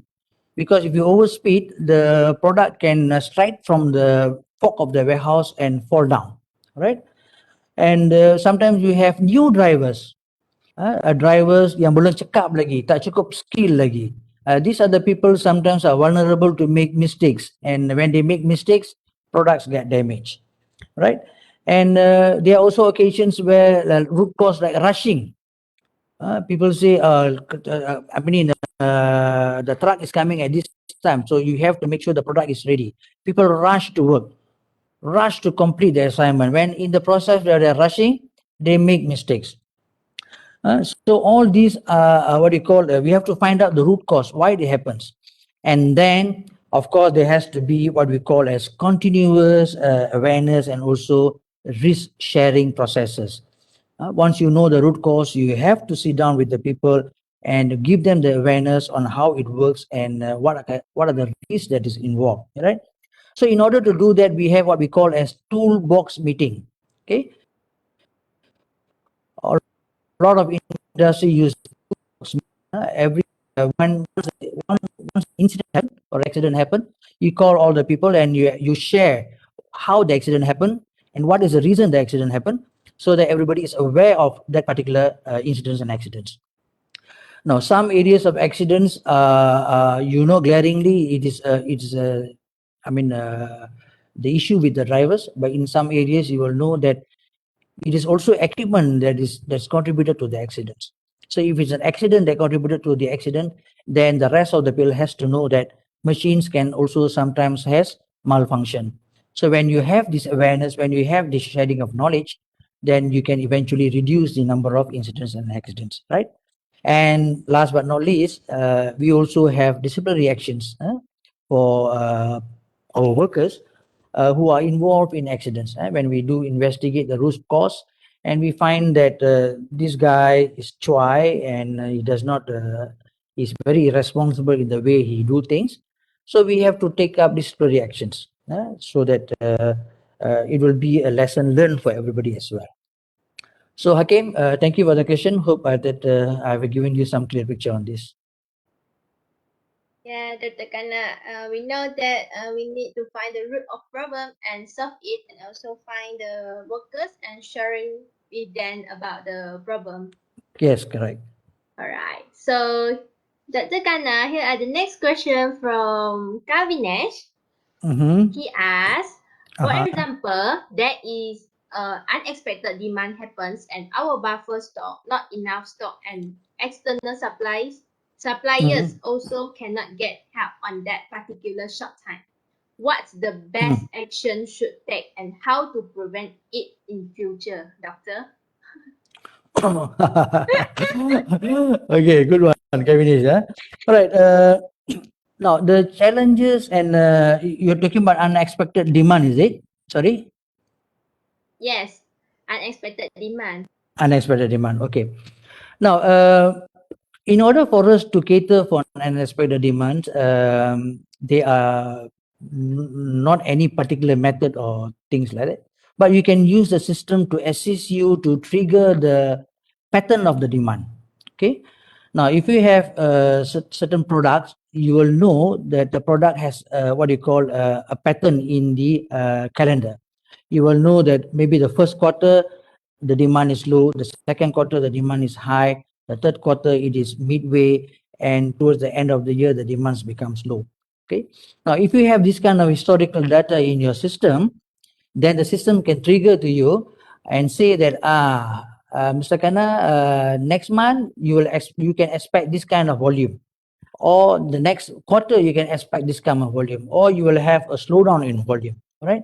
So if you know this kind of pattern, you can further share with the manufacturers, and these manufacturers will also have a similar data with them, and you can start it to what you call organize, so that you can have more cargo stock in your warehouses, so that when the time comes, it is delivered into the market. So that will help to what you call meet with the demand. The system can assist, but at the same time, if you do not have the historical data, then it will be difficult for us to understand until and unless the customers share with you what to expect. If you have a new customer and they say next month my production is going to go up, and we don't have time to what you call maneuver our manpower and also equipment, then you will have difficulties. So sharing of information is very, very important within the warehouse and also the manufacturers, so that you'll be able to handle the product and make sure the customers receive their product on time and in a safe manner. Okay, Kavinesh, I hope that I've given you some understanding on the demand for product. Yeah. All right, Dr. Kana, we know that system can help us to know the demand, and also we can share with our manufacturer about this demand suggest. Yeah. So the next questions from this student, okay, Katana, she asked, what essential skill is needed when working inside a warehouse? What essential skill is needed when working inside a warehouse? Essential. Essential skills Yes. is it? Skills Yes. needed to work in warehouse, yeah. Okay. uh, First and foremost, the most important essential skill is to follow the SOP. Huh? If you follow the SOP, you will be safe. Otherwise, you will be you have potential. You can make potential mistake, and also the what do you call the embed yourself in the warehouse environment, because the warehouse environment is very dynamic, and it is not only manpower. We have three components working there. One is the manpower or the people. Number two is the equipments, and number three is the environment itself. Right. And all these three must come into harmony to make sure the place is safe. If any one of them are displaced or not in harmony with what is required, then there will be a potential of incidents and accidents. And of course, in order for you to work in the warehouse, you will be given a lot of training in terms of how you want to handle products, how you want to handle customers, and how you want to handle equipments and also your vendors, because these are the people who will be working there, and you need this kind of skills in order for you to execute your job as efficiently as possible. All right. Now, if you, for example, if you are working in a warehouse that keeps chemical, right? You need to know about the chemical. You need to know about the risk of that chemical, right? Some chemicals, even you bow the chemical, you can pingsan, right? So you need to know, you need to have training in order before you appraise the product. And some chemicals, especially if it's spilled on the floor, we people we are always like what people say, like capo, you know. We want to know what is the liquid. So without knowing anything, we go and touch the liquid. So if we touch the liquid, sometimes some chemicals can burn your hand, right? So when you come into the warehouse environment, based on the sector or the segment of product you are working, definitely you'll be giving a lot of training on how to handle this product, the product knowledge itself, the customer's requirement, and also the limitations that we have in terms of manpower, equipment, and also your vendors. Yeah. So these are some of the skills that you need in order for you to work in the warehouse.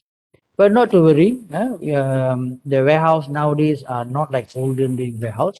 The warehouse nowadays are super clean. You can sit down and eat on the floor also, right? And you will be given adequate training. You can earn adequate experiences, and all you need to have is the right attitude to work, and also as I mentioned just now, follow the SOP. You will be safe and sound. Okay, Kitana, hope that answers you. Thanks. So we know that the most important skill is we need to follow the SOP and also to ensure the safety place, and also we need to learn some skills and knowledge before enter the work. Like while the training, we need to learn very seriously like that. Yep. Alright. Yes. Alright, Tatjana, we will move on to the next questions. Mm-hmm. Alright, this question is from Jeffrey. Okay, he asks, how does the warehouse store or warehouse store or to handle hazardous and flammable goods? Oh, all right. Okay, I've given you a little bit on that. When you have hazardous and flammable goods in the warehouse, as I mentioned just now, you need to know about the product, right? And one of the best way to know about the product is that each chemical has what we call as CSDS, chemical safety data sheet, or material safety data sheet, MSDS, or they call it CSDS, right? So this document is actually something like a birth certificate of that particular chemical. It will give you A to Z information about the product, the characteristics about the product, the safe way of to keep the product, the risk of this product, and what kind of health issue that you will have with this product. As I mentioned just now, some product, even you sniff the vapor, you can pingsan, right? I do have a chemical warehouse in my organization. So we are very well versed about chemical. And chemical are not simple product. They are very, very dangerous product. If you do not have enough knowledge on how to handle chemical, you will injure yourself very, very fast. Because the spillage can happen, and so in order to handle the product, you need certain skills. You will be given training on skills, and you will be handling product in a different manner, because when you handle chemicals, you have to make sure you have gloves, you have to make sure you have goggles or face mask, or if in environment that the vapor is strong, you have to have what we call as a respiratory mask, right? You have to have a respiratory mask so that it will assist you to breathe proper air, not contaminated air, right? And you must know what to happen if the spillage happen. What is the best thing to do, right? Now let me tell you, one of the best thing to do is run away from the environment. That is the first option for you to do if you do not know anything about the product. But when you know about the product, when you know about the level of risk that is involved, then you can go and approach them, right? So it is like a fire. If you see a big fire, you run away. But if you see a small fire and you think, this is a small fire, I can put it down, then you approach the fire and then you put down the fire. So chemicals are also the same. If you see a small spillage and you think that you can handle this spillage, you attempt to handle, because you have the knowledge of handling the chemicals. If you do not have the knowledge, you better run away from the industry, from that place, because what is most important is your life and your safety. All right, products comes later on. But in order to handle chemicals, you need certain level of skill, you need certain level of knowledge. And in the chemical environment, normally no new people, no interns are allowed in that particular areas, because you don't have enough knowledge to handle those products, right? So people who are handling there are given a lot of training about the product that they handle, because they got to know what product and what product to be stored side by side. Chemicals can react violently. If you put A and B, which is, you cannot combine them, they will react very violently, right? So you must know what can be partnered and what cannot be partnered, right? So Jeffrey, hope that gives you some idea. So wow. So everyone, we should know that life and safety is the first. So in the flammable and the hazardous warehouse, we should know that we should do some preparation, know some knowledge, and the environment in the warehouse is not everyone can enter. Yes, yes, yes. All right. Because just to add on, because the chemicals, we have various. Like in our sectors, we have 9 classes of dangerous goods. You know, we have class 1, which is explosive; class 2, which is gas; class 3, which is solid flammable; class 4 is a liquid flammable; class 5, if I'm not mistaken, is on oxidant chemicals. Class 6 or 7 is on radioactive materials. Then you have corrosive items, and then you have miscellaneous items. So every category of chemical has different characteristics. So you need to understand those characteristics in order for you to, first of all, store the product and also to handle the product. So that is very important. Yeah, and you cannot mix. You cannot have certain things like what do you call oxidizing and also gas. You cannot mix them in one warehouse. It will explode. Yeah. So those are some of the things. Knowledge that you have to obtain before you go into handling chemical environment. Chemical environment is one unique environment in the warehouse operation system. You know that is also important, Dr. Kana. Yeah. Thanks for sharing. Okay. So we move on to the next question. Mm-hmm. Okay. Same from the student Kavinesh. He Mm-hmm. asked, Doctor, if we plan to start our own warehouse services Mm-hmm. business with some years of experience, Mm-hmm. how to get our first customer or client to have a collaboration together with us? Mm. What's the best way to approach a company to use our warehouse services? For example, we target to open our warehouse service with VMC company, France. How to approach them, doctor? Okay. Warehouses are services, right? And these services are linked to the product that you want to keep, right? First and foremost, we need to have some sufficient experience in what product we want to handle, and some experience, or you can hire people who have experience in that particular product before you want to start the business. Now, if you want to look into products, you can look into products that is on what industry base. You can go into, like example, like plastic base. You can go into electronic base. You can go into food base. You can go into rubber base, chemical base, and there are so many what you call base of product. Now, if you want to have a warehouse, first and foremost, I would suggest that you try to focus on one industry first, so that it will give you a learning curve. If you look into a electronic industry, or if you look into the plastic industry, then that will give you a list of target customers. If you choose a plastic industry, then it will give you a list of plastic manufacturing organization in this part of the region, which can be your potential target customers. Then you approach them, because once you approach them, the customers want to know, first thing and foremost, have you handled plastic product before? Have you handled electronics before? All right. So this is what they want to know. Now, why they want to know that? Because they want to make sure that they give you the product so that for you to keep safely. All right. And when they ask back, they want the product to come back safely. So what is the point of I give it to you and you damage it and you give it back to me in a damaged environment?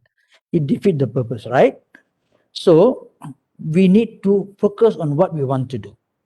Take it one at a time. If you think you have the capacity to and the knowledge to handle the plastic things, go and see this customer and say, yes, I have experience of plastic. Now I want to look into this. Now, along the way, when you have learned about the operations, and then you see, okay, I can now move into a different operation platform, then you explore the other sectors also. Okay, so this is the advice that I can give it to you. Focus into one area, which is within your scope and your capabilities.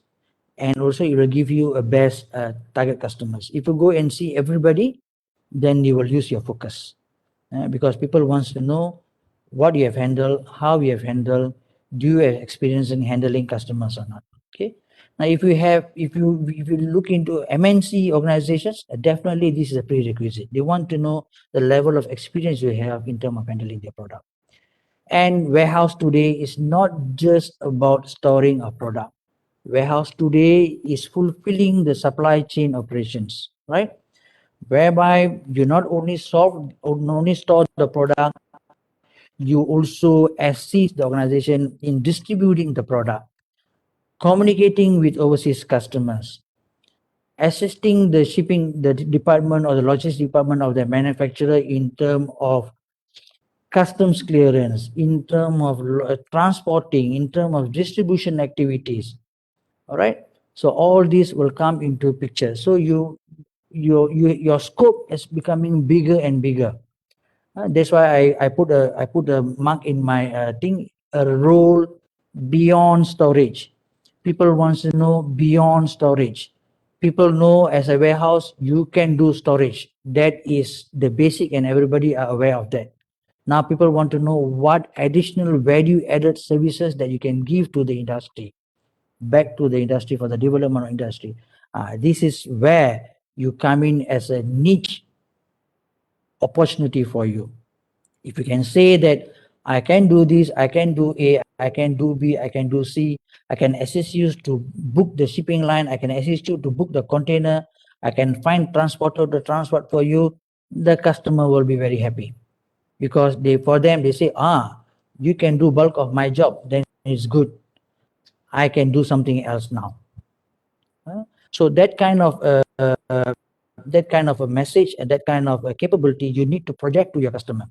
And when your customer is convinced and he's confident you're able to handle their product, you can get the contract. Yeah, Dr. Kanam. Before that, I also thought that warehouse is just a storage place. But later, I have been work with some companies. One company, then that company they use the warehouse, and the product is come from the foreign country, and they process the repacking process in the warehouse, and they ship out from the warehouse without a building, without their own company building. It's feel like also amazing like that. Yeah. So throughout the warehouse, they also combine with the DHL, JNT, and help them to ship out the product. So Correct. wow. Correct. I'm sure that in your when you study logistics and transportation in your syllabus, you definitely will go through intermodal transportation and multi transportations. Yeah, because you have to connect in the process of delivering a product to overseas market. You have to connect many intermodal transportation. You have to have small trucks, big trucks, and maritime activities. When you go to the overseas company, from there the trucking available comes, or sometimes you have the air freight comes into the picture. A certain portion of countries, especially in Northern Europe, like you go to Switzerland, you don't have seaport in Switzerland, right?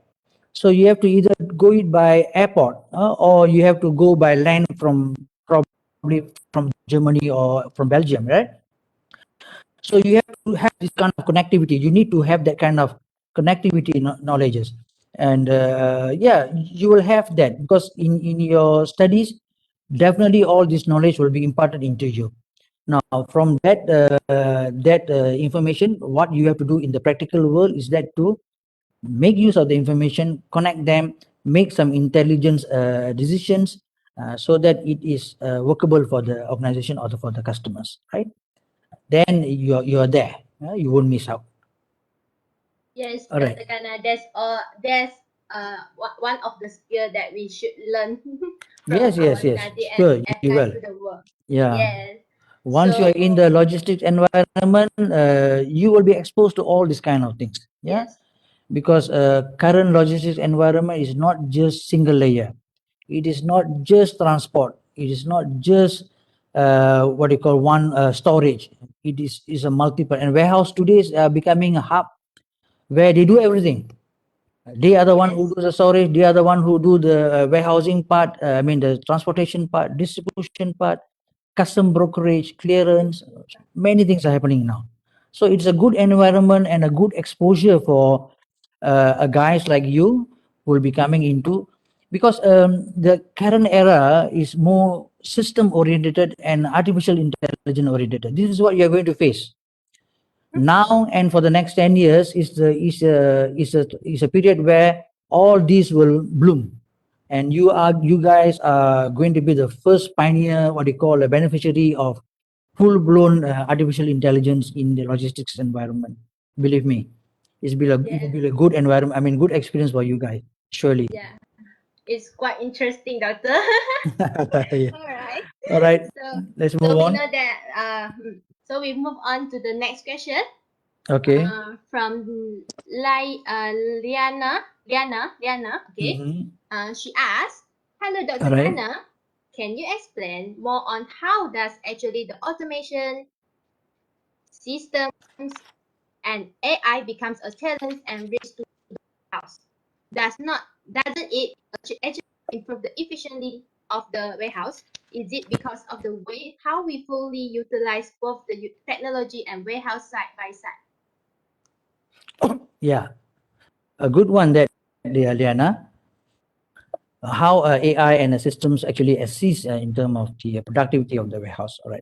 Now, in the warehouse environment, there are two things that we wanted to.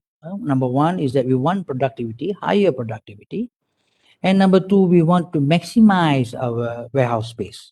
Okay, these are the two things that will assist the warehouse to make money, to make more revenue. Right? These are the two.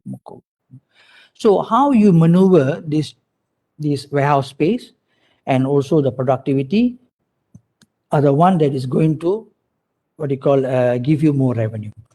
Now, with the help of systems and also AI, these two factors can be increased. Okay, because the system will tell you or will assist you to pinpoint what is next and what is next. The system will tell you what are the orders that we have for tomorrow. The system will tell you what are the orders we have for next week. So when you know tomorrow I got this much amount of order, and also I have next week this much amount of order, you can plan your product, your what you call your warehouse activities. Okay, in terms of where to distribute or disperse your resources.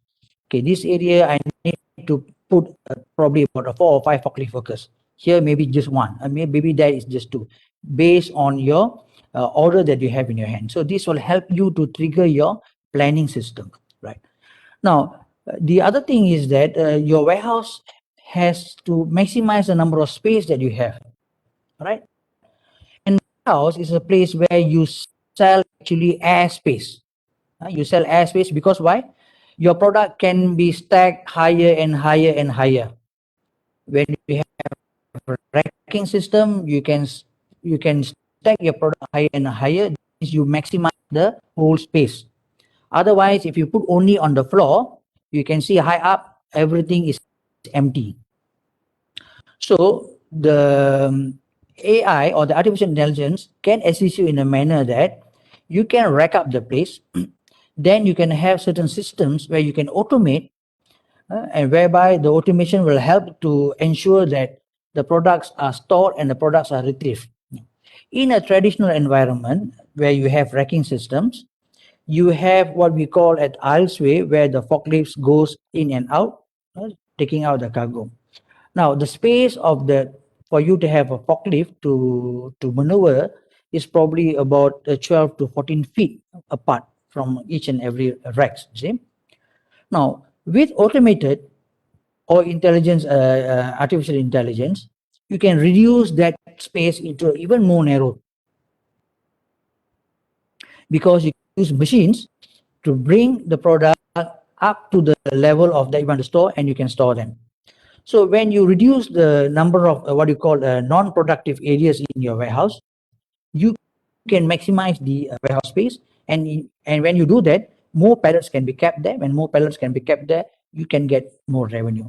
So eventually, all the big time players in the warehouse industry, the local players as well as the international players, they are all very, what you call, system savvy, very system oriented. And a lot of investment are now being put into place for artificial intelligence to go into Malaysia. And in Malaysia itself, we are now moving into the Industrial Revolution 4.0, which also will conclude all these factors of developing the even the, what you call, the logistics chain as well in to be cooperated.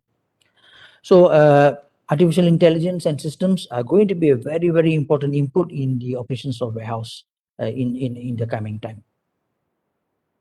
Yep, that's it. All right, thank you, Dr. Kana. So we would like to proceed to the next question from Facebook Live. Okay, Dr. Kana. Mm-hmm. This is the question from Pavitran. Pavitran asks, Mm-hmm. how the demand of a warehouse has been ever since COVID? Demand of Oh. warehouse ever since COVID. COVID. All right. All right. When COVID happened, what happened was that the manufacturing industry were closed, and a lot of other industry were closed. And the government only allow or give some leeway to what we call as essential services, right? So essential services are something like food services, make sure that you have enough food in the market, distribution of food and things, personal items and things like that. Now, one of the essential services that was allowed is also logistics services or transportation services, right? So these are the only people that were allowed to go to work and do the work. So like in mine organization, when everybody was doing work from home, unfortunately, a lot of people like me and rest of my people, we work from office all the day too. We never had work from home experience. So why? Because we are doing essential services. We are there to ensure that the products are delivered. We want to ensure that the factories and the raw mats are delivered on time so that people have work. So likewise, the warehouse was very active during the MCO time. We basically don't have time to relax, and furthermore, coupled with the reduction into manpower, we were actually very stressed out because we have only skeleton of people working in the industry. Although we were given something like 60% has to work from warehouse and 40% has to work from home, we have to juggle the number of people that we have, whereby what we do was that we put them on shift operation, we put them on alternative day operation. Some come in the morning, some come in the afternoon, so that we can cater for the request and the logistics requirement. Okay, and yeah, we were quite busy during the MCO time because of the sheer status that we have to do some essential work. Yeah, because a lot of containers, a lot of lot of finished goods that has come from overseas are all stranded in the port because the factories are closed, right? So some of the industry players were called in to help the port, and SIF organization was one of the organizations that is called in to help the port, because our warehouse environment is a bonded warehouse environment, whereby you can bring the product from the port and you can park it there, because those are what we call duty exempted by the customs, right? So even the warehouse, I mean the manufacturers are closed, but we ease the congestion in the port by bringing them into our bonded environment, keep them for a while until the situation ease, and then we send it back into the port, or we can also deliver straight to the customer if the customer wants it. And yes, we were busy during MCO. So the logistics industry were busy. The warehouse industry was also the same thing, as some industry were having what you call was on full-fledged in during MCO time. Okay. All right, thank you, Dr. Kana. So we move on to the next question. Okay, we pick the question from here, we answer the question Sheldon. Mhm. She asked, Dr. Kana, good morning. May I ask about how to practice green warehouse in Malaysia? In Malaysia, are there any law compelling Malaysian warehousing to follow and practice green warehousing? Oh, yes, sure. Definitely you have laws in Malaysia. All right. When you, as I mentioned just now, there you have two main warehouses, which is a general warehouse and also a bonded warehouse. Okay. In general warehouses, of course, you can have the warehouse and you will be under the preview of what do you call local authority. Like if you are in people like Majlis Bandara and things like that will be also looking into you, and you will be also be what do you call monitored by DOSH, Department of Organizational Health and so these are for a general environment, right? Because you are not bound by many laws. Of course, you have license you have to take from the local council. As for the bonded warehouse, it is more stringent because bonded warehouse are governed by the customs operations. So you need to have a license from the customs so that you can operate the bonded warehousing, right? And under the customs department, there are a lot of regulations that we have to follow in order to ensure that you do not break the rules as you go and do business in the warehouse environment. And of course, when you look into the warehouse environment, you are also bound by BOMBA rules and regulation. They will come and inspect whether your building is fit to keep products and your building is safe.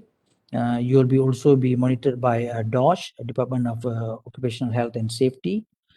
Department of Environment also will come in if certain products that you keep in the warehouse are hazardous or chemical products. And so these are the authorities that you have to who has some rules and regulation that you have to follow in order to get the licenses to operate the warehouse environment. Okay. All right, thank you, Dr. Kana. So, yeah, the question I see from Junwei. He asked, Doctor, what are the AI development in warehouse nowadays? Any example? Okay, to be honest and frank to John Hin, is it? Is not? Junwei. Junwei. Okay, sorry, Yeah. Junwei. It's okay. To be honest to you, the development of AI in the Malaysian environment is at a very low level. Yeah, we only started to pick things up now, and we have gone into systems. Systems are being widespreadly used in order to assist the environment.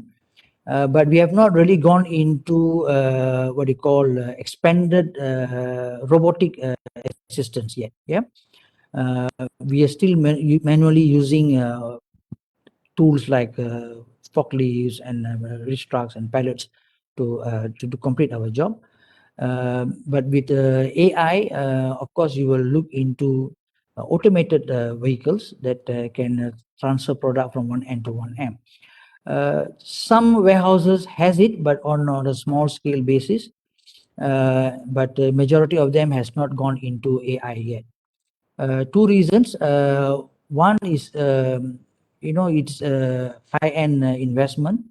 So you need to have what do you call a product that requires that. And number two is that you need to have a financial backing in order for you to invest because it's very high investment now. So it is a pioneer status level. So people who go into it now may reap the benefit later on. But the people who are not financially ready, maybe they will adopt the AI status later on. But apart from the robotic aspect, the what do you call the system aspect has gone very widespread now. A lot of people, a lot of warehouses are using systems to assist in terms of storage activity, picking activities, order fulfillment activities, and so on and so forth, right? And we are also one of the warehouses that we cater for Watson.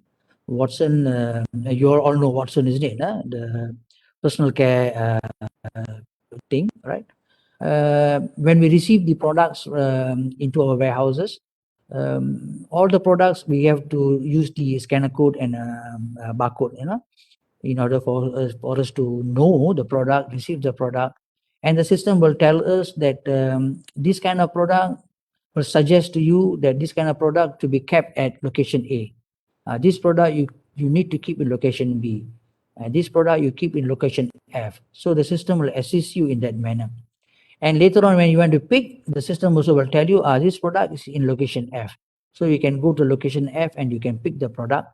And the moment you pick, you scan the product and you will know that you have taken up the correct product and correct product code. Because there are a lot of variations. Even what they call small products also has different variation in terms of the flavors or in terms of colors. If you take a lipstick for that manner, lipstick got many colors. So each product has a different product code. So if you read the document and the document says that it's only lipsticks and there's no product code attached to it, then there is a potential that you can make or you'll pick the wrong product. Okay, so the system is very useful, very handy, and all of us are using systems because when you have a large warehouse space to operate, easily your product can go missing. Because when you come into the warehouse and you say you park the product in location E, but then when you report the product or you update into the system as location Q, then you have the whole day finding for the product where I kept it. See, if it's a small warehouse environment, something like a 20,000, 30,000, 50,000 square feet environment, you still can afford the time to go and look for the product. But if it's a bigger environment where you have 100,000 square feet, 200,000 square feet, or 500,000 square feet places, then we cannot afford to walk and find the product, because you will have a lot of loss of time and loss of productivity. So in that manner, of course, the systems and also the artificial intelligence is very handy and very useful in order for us to have higher productivity and also to maximize our working capacities. And having said that, as I mentioned just now, the use of artificial intelligence is at the beginning stage here in Malaysia. It will come into good in the next couple of years to come. Okay. The best is yet to come. The best is yet to come. So I mentioned you guys, when you are out in the field in the next couple of years, you will be well exposed in these areas. Yeah, it's quite interesting to involve in AI world. Alright, thank you, Dr. Kana. So we're gonna move on to the last question. Okay, Dr. Kana. Okay, the last question is from the student Katana. She asks, what are the requirements to work in Swift Logistics, Doctor? Wow. How can we apply for the job or internship? Oh. Is there any special website for it? Maybe she wants to meet you, Doctor. All right. Internship, yes, we do have internship. We do receive students from various universities and who comes for short term, 3 months, sometimes 6 months internship. We have that, which we can liaise later on. But in terms of working in the Swift Logistics or any warehouse environment, as I mentioned earlier also, you need to have some, depending on your work scope, depending on the work scope, the area that you're going to work. Of course, if you're going to look into customer service, if you're looking into financial aspects in the warehouse environment or administration aspect in the warehouse environment, of course, you do not need to have adequate warehouse operation experiences. But if you're going into a warehouse operations matter, of course, you need to have some adequate experiences. And of course, you need to have suitable qualifications. If you have a background, your qualification is in the supply chain or logistics environment, of course, you stand a better advantage compared to other people when you look into working in warehouses. And of course, you need to have the right attitude and behavior to work. That is the most important basic things for us to be successful in not only warehouse, any working environment in that manner. And you also need to have a fair amount of language proficiencies. Yeah?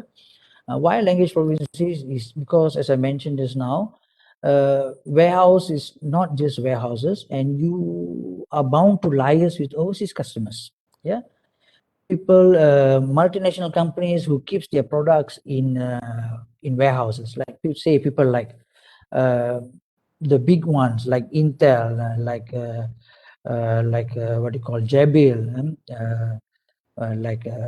B Brown and things like that. When you keep their products in your environment, you have to liaise with them here in Malaysia, and you also have to liaise with their customers in overseas, right? So they also wants to know some information, which you as a warehouse, you have to provide this kind of value-added services, right? So your language proficiency is also an advantage for you. If you are good in multiple language, Bahasa, English, and also other added languages, then it is fine, right? If you by choice if your customer is in China, then the Mandarin will help you a lot, right? If your customers in Japan or in Europe, in US, then you cannot run away from English, right? So the language proficiency is also a very important aspect in terms of warehouse operation nowadays. Not only on warehouse, I think across the board, you have to be proficient in your languages in order for you to able to handle the customers and also to fulfill your own job scope. Yeah.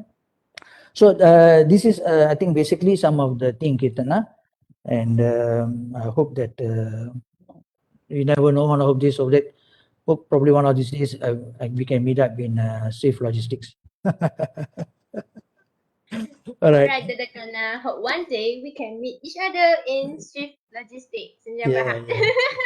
It's All so right, good, interesting to good. learn from Dr. Kana. Okay, all right. Alright, so thank you, Dr. Kana, for your sharing and all of your questions. Our program has now come to a close. Thank you Uh-huh. again to everyone who had joined us for gracing our webinar with your presence, which we greatly appreciate.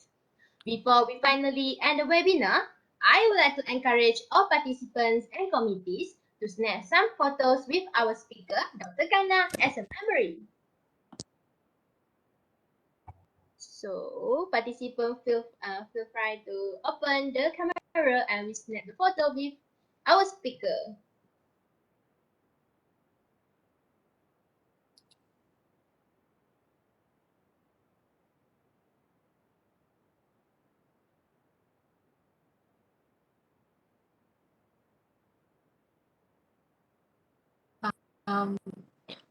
Ada sesiapa yang nak buka kamera boleh buka sekarang. Kita nak snap.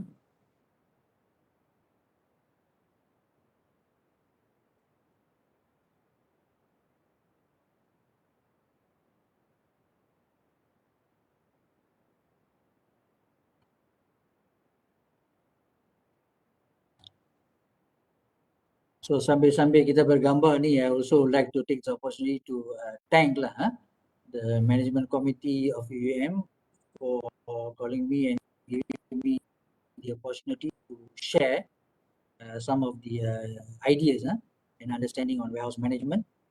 I know that I couldn't have concluded everything up, but at least to give you guys a fair information and picture about what is warehouse and what's happening out there. And my special thanks to my guru also, Prof. Alman Shah, for allowing me to attend and provide my sharing to the students as well. Thanks, Prof. Thank you for your time, Dr. Kana. What's up?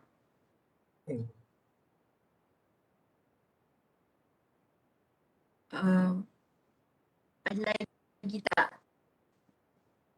Nak buka kamera?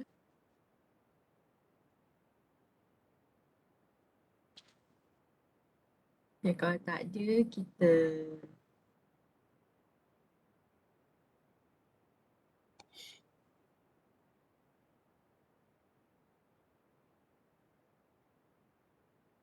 snap. Okay. Satu, dua, tiga. Satu, dua, tiga. Okay. Thank you. Okay, thank you everybody. Thanks for the time.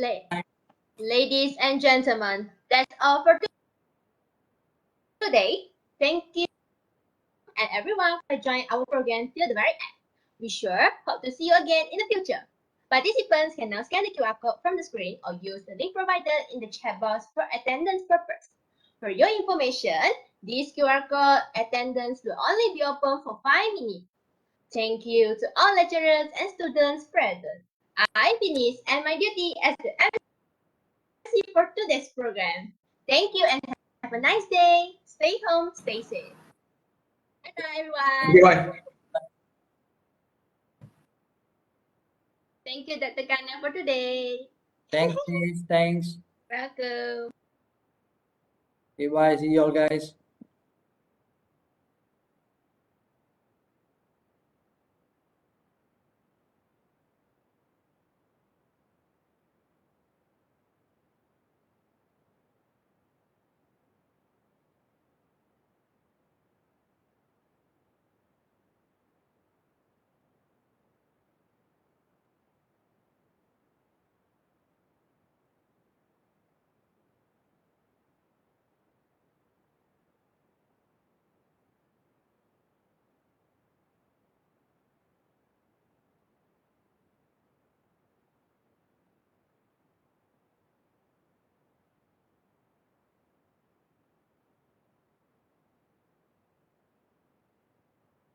Can you please share the link for the attendance because I couldn't scan the QR code.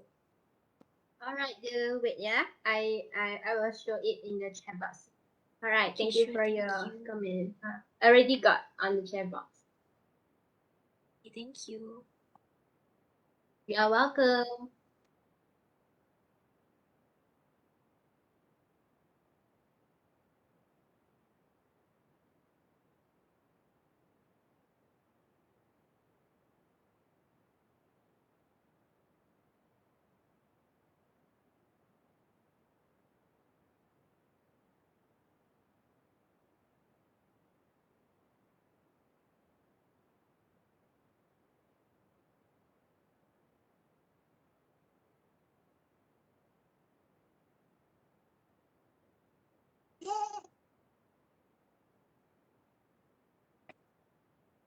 Sorry to interrupt. Also, the code 3 should be issue and challenges, right? But in the Google form, for the Google form, there is issue and management and challenges. So which one should we choose? You can click on issues and management. All right, thank you. Okay, thank you.